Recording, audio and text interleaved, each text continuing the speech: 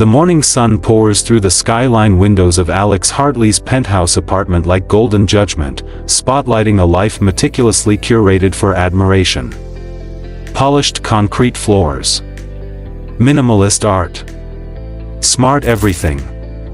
From the outside, he is the portrait of success, chief strategy officer at one of the fastest-growing consulting firms, a regular on Forbes panels, and recently featured in a GQ profile titled The Mind Behind the Money.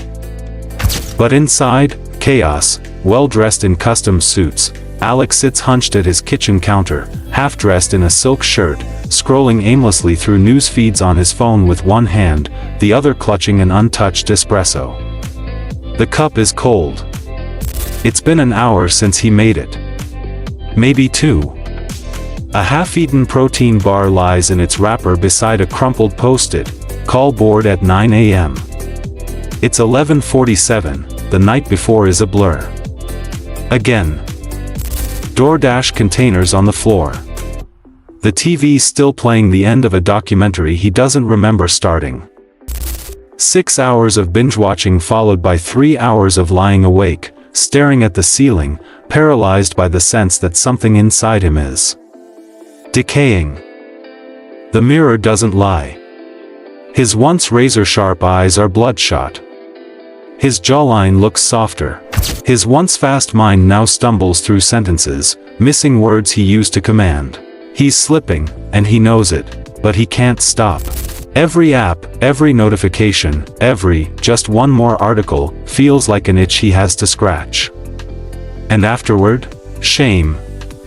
Not the loud, crashing kind, but a slow, silent corrosion that eats from the inside out. In meetings, he smiles. On video calls, he dazzles.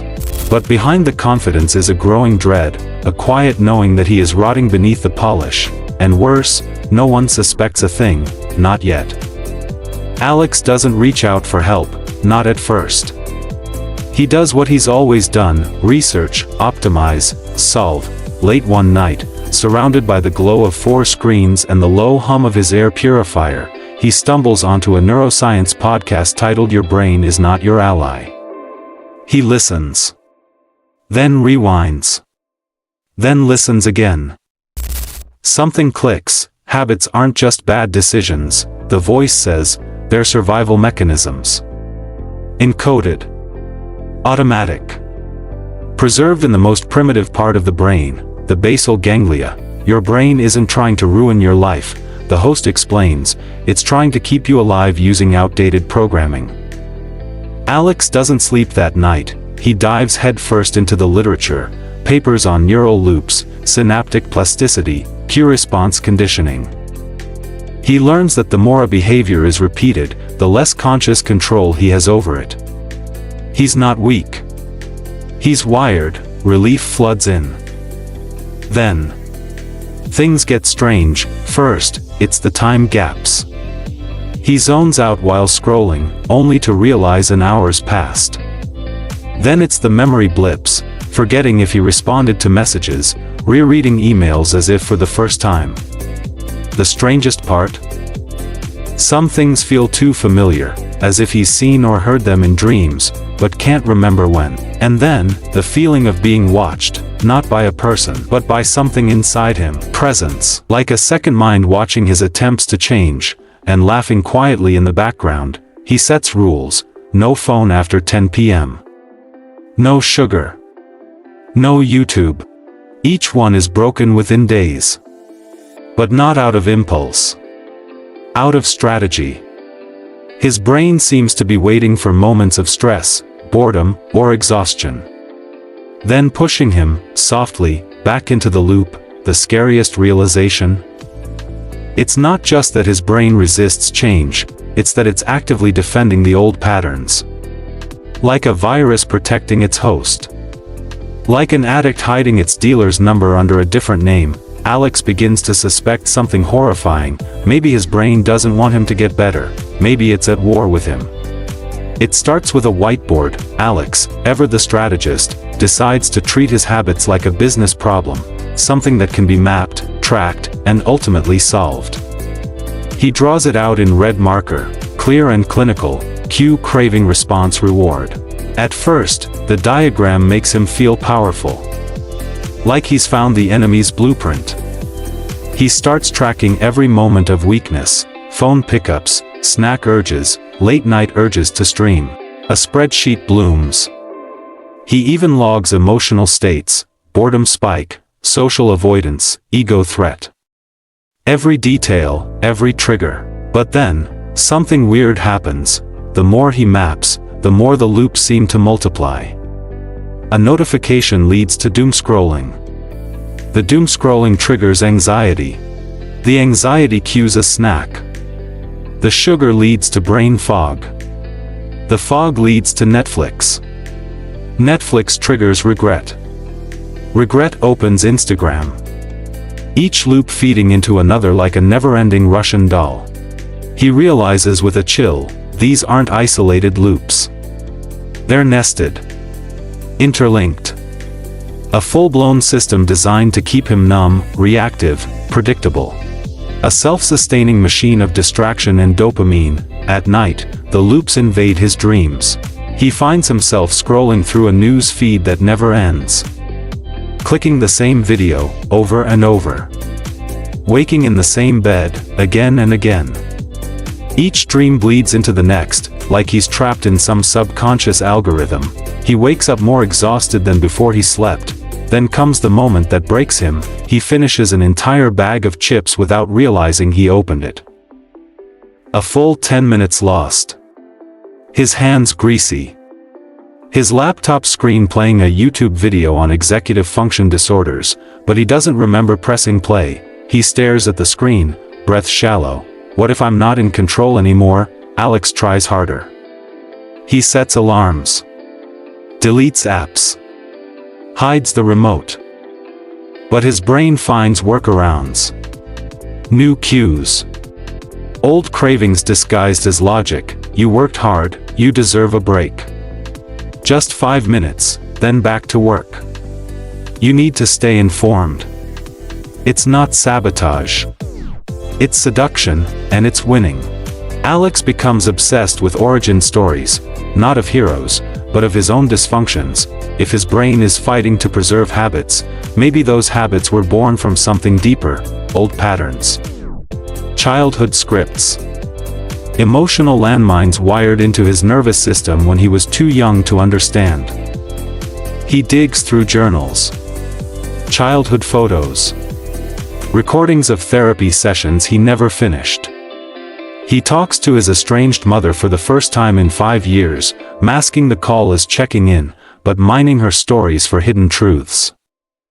The patterns emerge, slowly, painfully, the mindless snacking. Born from a home where food was love, and love was rare, the constant scrolling.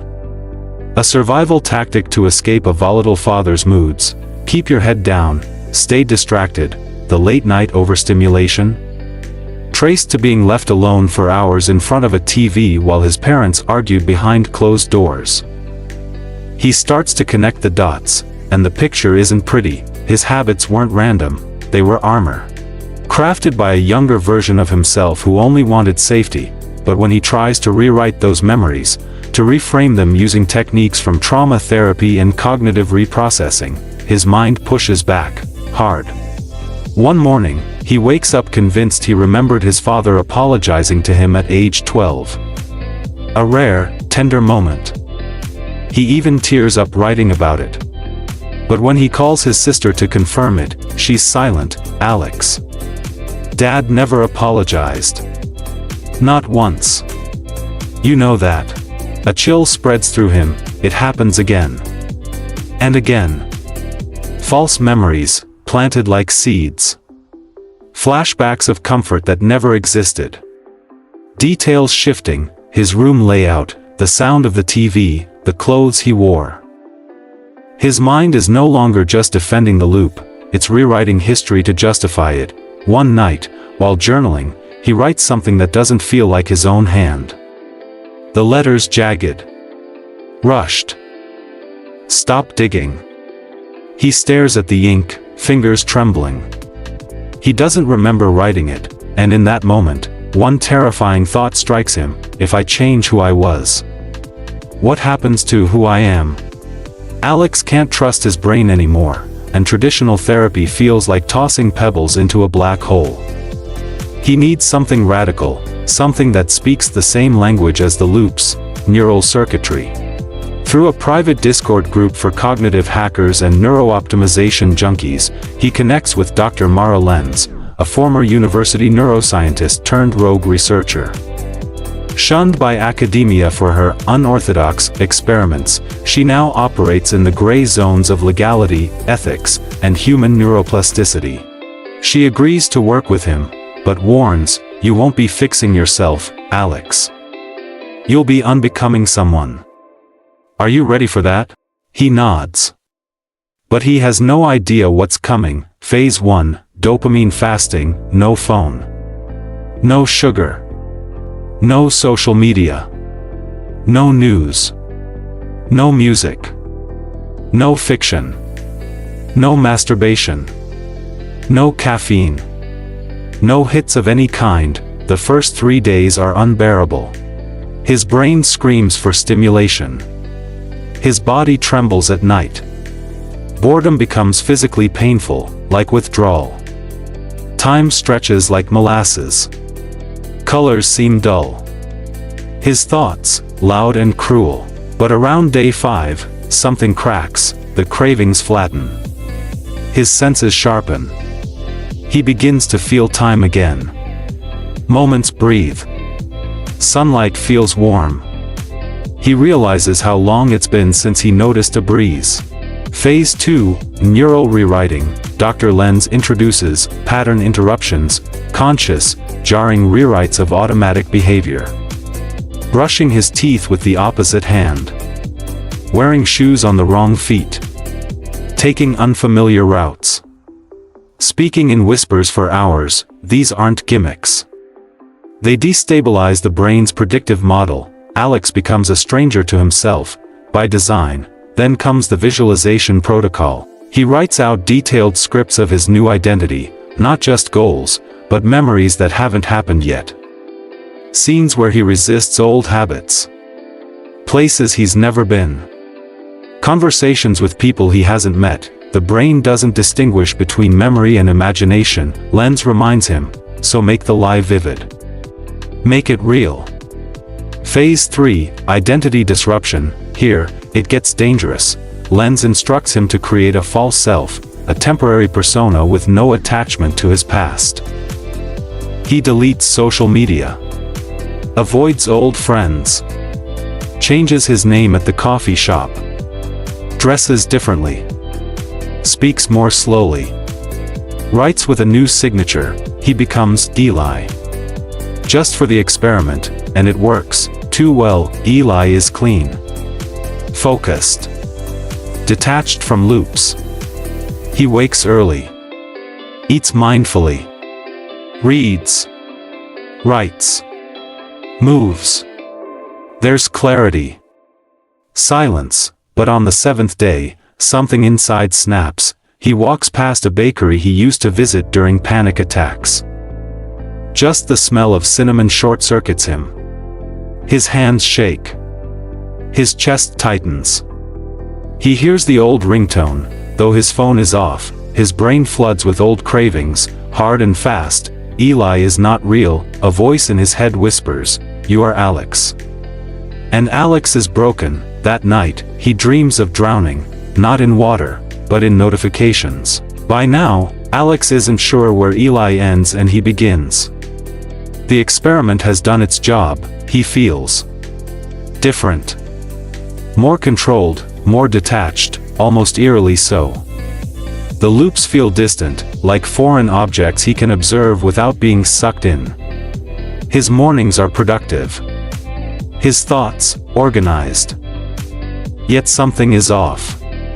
A creeping sense of alienation. It starts with small things, offhand comments from people who knew him before the experiment. His old friends don't recognize him. At dinner, his girlfriend, Lena, looks at him over the candlelight with a furrowed brow. "You're not the same. You seem distant." Alex brushes it off, but the words gnaw at him. Distant, then it escalates. His therapist, who he's reluctantly returned to, now that he's stabilized, remarks on his detachment. She seems concerned, her tone colder than usual. There's a sharpness in her gaze that unsettles him. He tells her about his progress with Dr. Lenz, about the identity disruption, the rewiring. She nods thoughtfully, but there's a flicker of doubt in her eyes. Maybe this version of you is too different, Alex. Too controlled. Too perfect. You're losing the essence of what makes you, you. He laughs it off. The old Alex, the one addicted to distractions, needed to be fixed. Didn't he? But the cracks widen. One evening, while working late, he catches a glimpse of himself in the office building's glass reflection. His face seems unfamiliar. The eyes are too calm, too unfeeling. For a moment, he wonders if this is what his colleagues see when then, he starts noticing things at home. Objects move when they shouldn't, keys misplaced, chairs slightly askew. Items he swears he never bought seem to appear in his kitchen, an old, leather-bound journal with no name, a photograph of a beach vacation that he doesn't remember taking. He begins to doubt his own memory. One night, after Lena leaves for a work trip, Alex sits in the dim light of his apartment, staring at a pile of old photos. He flips through them like a catalog, but something feels wrong. He can't place certain faces. Was that his mother at the wedding? That's his best friend, but why does he look so different in this one? Why can't he remember his father's funeral as clearly as he thought? The anxiety blooms. He slams the photos down. His hands shake. What is real? He whispers. That's when it hits him. There's a part of him he hasn't touched, the part that never got rewired, the shadow self. The neglected part that exists in every hidden corner of his mind, every unaddressed fear, every unconscious impulse. The part that clings to old habits like a lifeline, waiting to resurface, and when it does, it won't be Eli who answers. It will be Alex, but a version of him he can't recognize. The old Alex fighting for his life. The journal holds the key. But it's not just the torn-out page, the cryptic entries, or the unsettling message from his past self that begins to torment Alex. It's the cue. While sorting through the journal one sleepless night, he stumbles upon a single, oddly insistent word, ringtone. It scribbled hurriedly in the margins, as though it was the only thing that mattered at that moment. The ringtone, his stomach twists. He knows that sound. Alex hadn't thought of it in years. The tone that punctuated every panic attack, every fight with his father, every moment of isolation in his childhood home. It was a shrill, digital ring, the kind that made his pulse race, his chest tighten, and his breath catch. The first time he hears it, it's soft, distant. But his heart skips. He glances around, expecting to see his phone. Nothing. His phone's sitting on the desk, silent. The ringtone rings again. Louder, he rushes to his phone, convinced it must be malfunctioning. But no call. No message. No notification. Only silence. The second time it happens, he's driving. He hears the tone over the hum of the engine. He nearly swerves. His hands grip the steering wheel. Where is it coming from? He scans his surroundings. No one is there, no phone in sight. Panic floods in like a tidal wave. The loop has begun to close again. But this time, it's not just a habit. It's something far worse, a cue. He digs deeper, tracing the fragments of the journal to try and understand the connection. And then he remembers, that ringtone wasn't just a random sound from his childhood, it was tied to something far darker. The sound of his mother leaving a voicemail during the most traumatic moment of his life. The sound of her leaving him, abandonment, rejection. Every time he hears it, it pulls him back to that moment. the strangest part? It wasn't just his mother's voicemail. It was the last message she left. He hadn't listened to it in years. The voicemail was erased long ago, but now, somehow, the ringtone is calling him again. Now, there's something far worse. The number, it's an unknown caller. But the number doesn't exist. The voicemail notification shows a string of random digits, nothing real. Yet the sound of the ringtone plays on loop, as if someone is forcing him to relive that moment, over and over again. And the worst part, it's not just the ringtone anymore. It's a presence, something unseen, but deeply felt. The phone keeps ringing. The voicemail box keeps filling. He's being stalked. Not by a person, but by a memory. A trauma, replaying endlessly through a queue he can't escape. Alex becomes obsessed. His mind begins to fracture as he searches for the source of the ringtone, desperately trying to control what's slipping away. He stops answering calls, avoids checking his phone altogether. But still, it rings, and every time it does, he's drawn deeper into the loop. The cue is inescapable. The question is, who is calling him, and why is this memory hunting him down now, when he thought it was buried forever? The war has come to a head.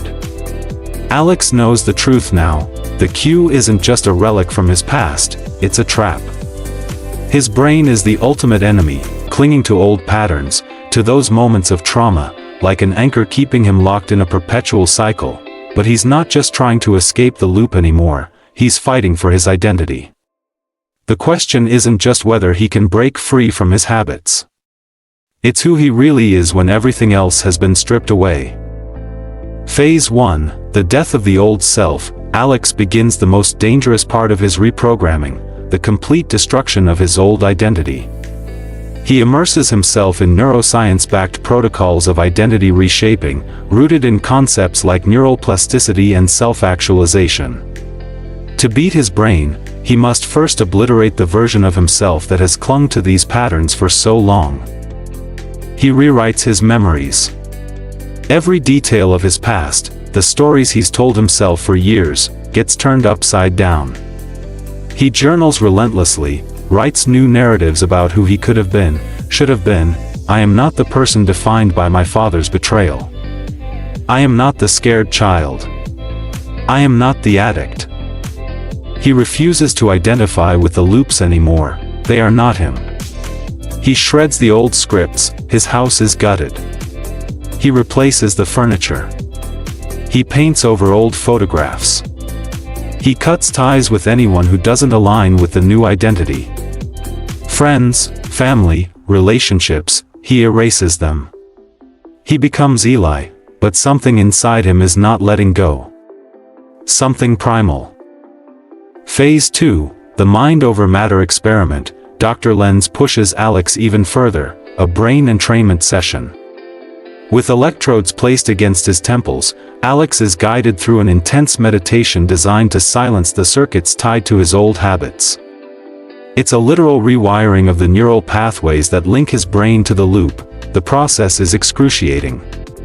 His body shakes, his thoughts blur, and for a brief, terrifying moment, he loses control. His mind floods with memories of his past self. Old fears, insecurities, and weaknesses surge up like a flood. He wants to collapse, to revert to the comfortable patterns of his previous identity, but then, something shifts. A quiet, powerful moment of clarity. His body relaxes. The thoughts dissolve. For the first time in years, he feels like a stranger to his own brain, and in that space of alienation, he realizes something profound. He's free. Alex doesn't need the loops to survive anymore. His past doesn't need to define him. The man who had once been trapped by his habits is now someone completely different. Phase 3, mastering the cue. The moment of victory comes when Alex faces the ringtone one last time. This time, it's not just a sound, it's a test. A challenge. A trigger designed to bring him back into the loop. He's driving, and he hears it once again, sharp, insistent, relentless. His breath catches. His hand instinctively reaches for his phone. But then, something inside him snaps. He chooses to ignore it. He turns the radio up. He keeps driving. His heart beats steadily. The sound of the ringtone fades into nothingness. He has outsmarted his brain. Alex finally understands. The key isn't just about controlling the body or breaking the habits. It's about controlling the identity itself.